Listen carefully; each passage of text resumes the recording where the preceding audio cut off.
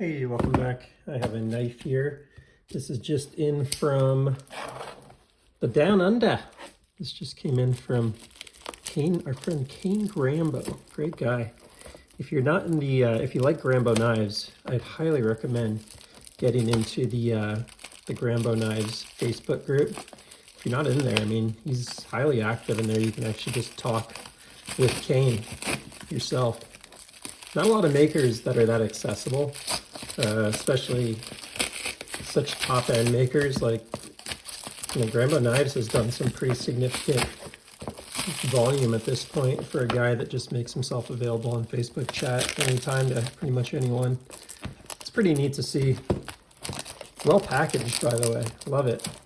See, there's quite a few layers there on the plastic, and there's the good old Grambeau Knives box. So let's get into it.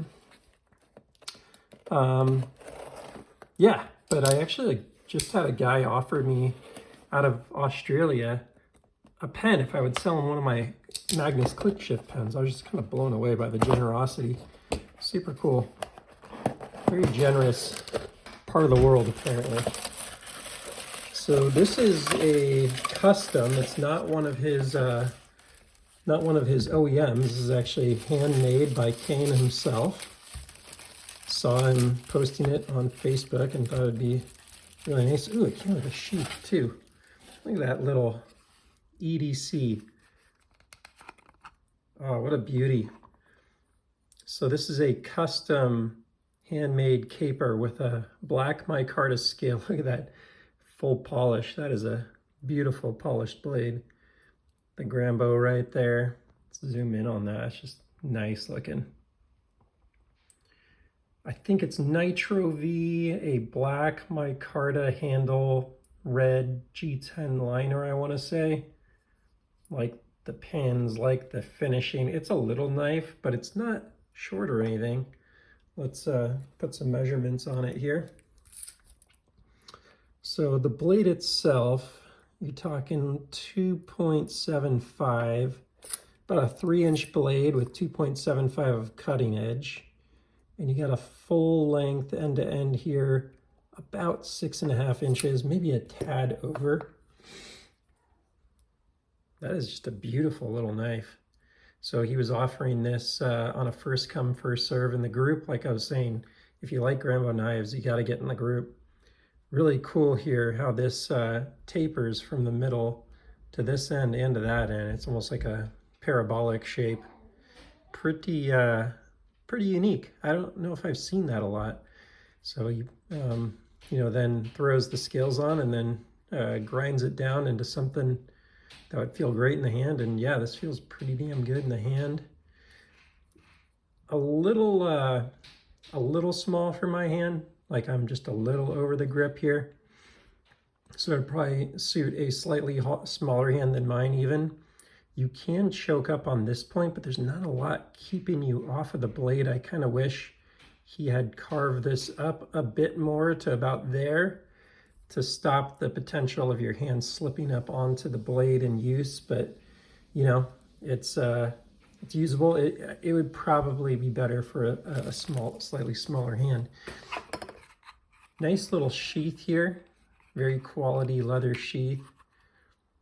Don't know if that snaps or if that's just a belt through.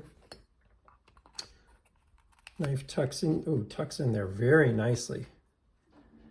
Yeah, this would be a really nice little EDC for a fixed blade. There aren't a lot of fixed blades I get in hand where I'm really excited to potentially carry it, but this would be a really nice one to carry.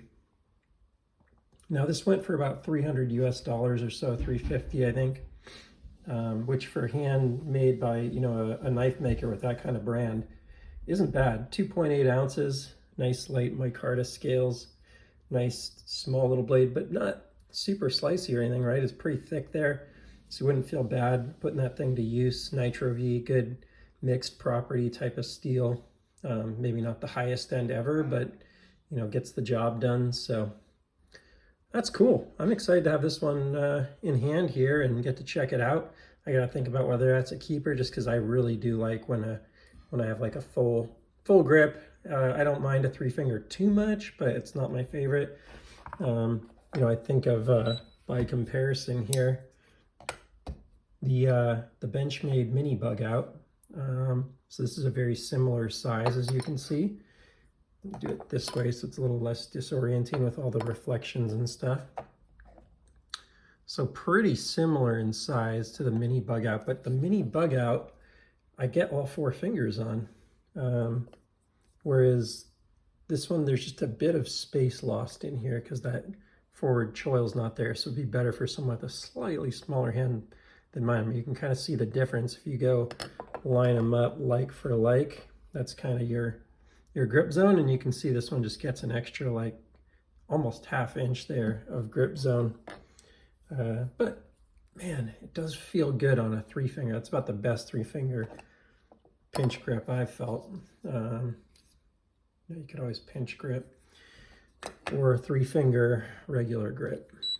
So sweet, very nice knife. Really excited to just get this in hand. He had done a really nice Loveless recently, and I missed that one on I probably dropped like $75 or $100. I never do the waffles, the raffles, but I dropped like $100 on that one. I missed that, then I saw this and I was like, all right, I got to get something. This, by the way, it's kind of hard to tell because it's so reflective, but it's got a really nice hollow grind on it.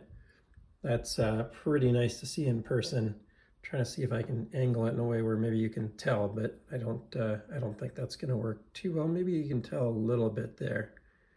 Right there, you can probably tell the way it's angled and stuff, trying to show like the window outside of my house. Yeah, nice little knife. That is all for now. If you enjoyed, please feel free to like and subscribe, and I will see you on the next one. Take care.